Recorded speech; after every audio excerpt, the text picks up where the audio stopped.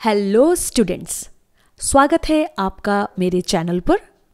आज का यह tutorial video types of verb से रिलेटेड है एंड आई होप सो आप सभी ने वर्ब का इंट्रोडक्टिव वीडियो ज़रूर देखा होगा। तो आइए इस वीडियो को स्टार्ट करते हैं। In English grammar we have different types of verb but these two are main.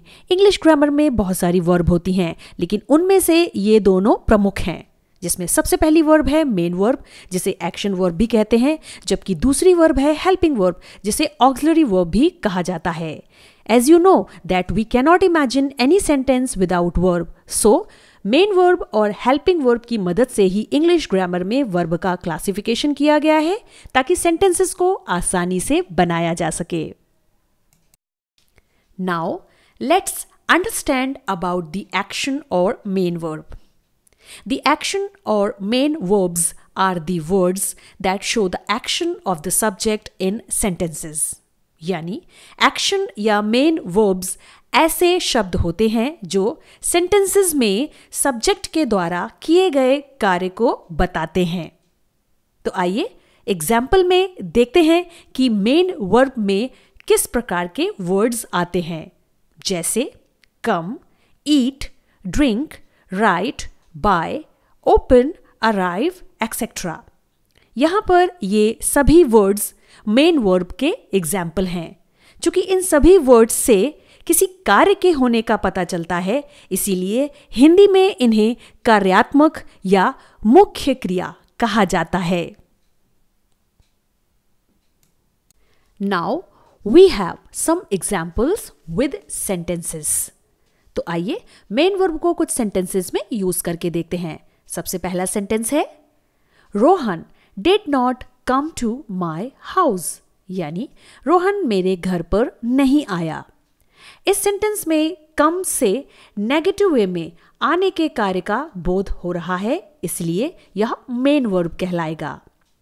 Now come to the second one sentence, my sister eats fruits and vegetables, यानी मेरी बहन फल और सब्जियां खाती है।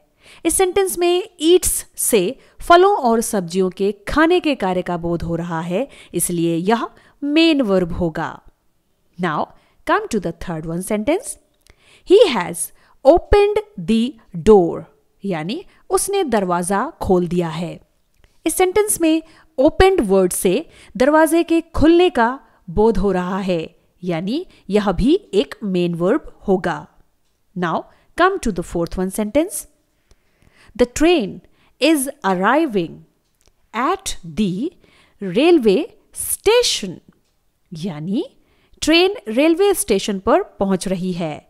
इस सेंटेंस में अराइविंग वर्ड से ट्रेन के रेलवे स्टेशन पर पहुंचने का कार्य हो रहा है, इसलिए यह भी मेन वर्ब कहलाएगा। आई होप सो स्टूडेंट्स, आप सभी को मेन वर्ब के ये एग्जाम्पल्स जरूर क्लियर हुए होंगे। तो चलिए अब देखते हैं मेन वर्ब से रिलेटेड कुछ इंपॉर्टेंट बातें जिन्हें हमें ध्यान में रखना है। Number 1, a main verb is also called the lexical और the principal verb. Main verb को ही लेक्सिकल और प्रिंसिपल वर्ब कहा जाता है। Number 2, main verbs are the action words in sentences, यानी मुख्य क्रियाएं वाक्यों में क्रिया शब्द होते हैं। Number 3, the subject completes the main verb, यानी कर्ता ही मुख्य क्रिया को पूरा करता है। And number 4, main verbs can stand alone in the sentences, यानी मुख्य क्रियाएं वाक्यों में अकेले प्रयोग की जा सकती हैं।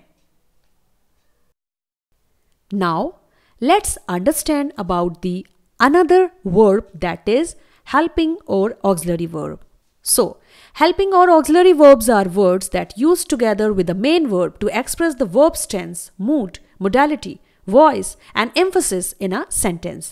यानी कि helping verb या auxiliary verb ऐसे शब्द होते हैं जिन्हें main verb के साथ वाक्यों में verb के tense, mood, modality यानी style, voice और emphasis यानी कि stress को express करने के लिए यूज किया जाता है।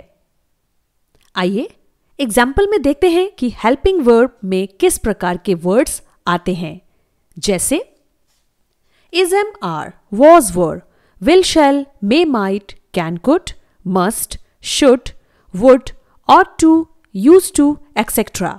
यहाँ पर ये सभी वर्ड्स हेल्पिंग वर्ब यानी कि ऑक्सिलरी वर्ब के एग्जाम्पल हैं। चूंकि इन सभी वर्ड्स के थ्रू सेंटेंसेस को ग्रामेटिकल मीनिंग दी जाती है, इसीलिए इन्हें हेल्पिंग वर्ब यानी कि सहायक क्रिया कहा जाता है। नाउ वी हैव हेल्पिंग और ऑक्सिलरी वर्ब्स एग्जाम्पल्स। तो आइए हेल्पिंग वर्ब को कुछ सेंटेंसेस में यूज करके देखते हैं। सबसे पहला सेंटेंस है Shreya is baking a cake, यानी श्रेया एक केक बना रही है। इस सेंटेंस में इज प्रेजेंट टेंस को शो करते हुए बेकिंग मेन वर्ब को हेल्प कर रहा है, इसीलिए यह यहां पे हेल्पिंग वर्ब कहलाएगा। Now come to the second one sentence, you should help to others, यानी तुम्हें दूसरों की मदद करनी चाहिए। इस सेंटेंस में शुड नेसेसिटी को शो करते हुए हेल्प मेन वर्ब के साथ आ रहा है, इसीलिए यहां पर यह हेल्पिंग वर्ब कहलाएगा। Now come to the third one sentence, we will play tennis tomorrow, यानी हम कल टेनिस खेलेंगे। इस सेंटेंस में विल फ्यूचर टेंस को शो करते हुए प्ले मेन वर्ब को मदद कर रहा है, इसलिए यह हेल्पिंग वर्ब कहलाएगा। Now come to the last one, fourth sentence, she might be on the bus, यानी वह बस में हो सकती है। इस सेंटेंस में माइट बी पॉसिबिलिटी को शो कर रहा है, इसीलिए यह भी एक हेल्पिंग वर्ब कहलाएगा। आई होप सो स्टूडेंट्स, आप सभी को हेल्पिंग वर्ब के ये एग्जाम्पल्स जरूर क्लियर हुए होंगे। तो चलिए अब देखते हैं हेल्पिंग वर्ब यानी ऑक्सिलरी वर्ब से रिलेटेड कुछ इंपॉर्टेंट बातें जिन्हें हमें ध्यान में रखना है। Number 1. With the help of auxiliary verbs, we can write sentences in different tenses, moods और voices. यानी auxiliary verb की मदद से वाक्यों को अलग अलग tense, mood और voices में लिखा जा सकता है। Number 2. Helping verbs cannot stand alone. Helping verb sentence में अकेले use नहीं होती है। Number 3. It comes with main verbs in order to perform the action.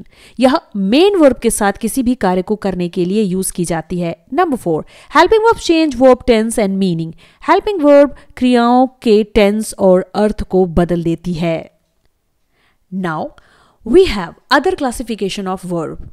जैसा कि मैंने आपको बताया था कि वर्ब का क्लासिफिकेशन हेल्पिंग वर्ब और मेन वर्ब के थ्रू ही किया गया है। जैसे number 1 transitive verb, number 2 intransitive verb, number 3 finite verb, number 4 non finite verb, number 5 linking verb, number 6 modal verb, number 7 regular और irregular verb and number 8 dynamic and stative verb. इन सभी verbs की study हम further videos में detail में करेंगे।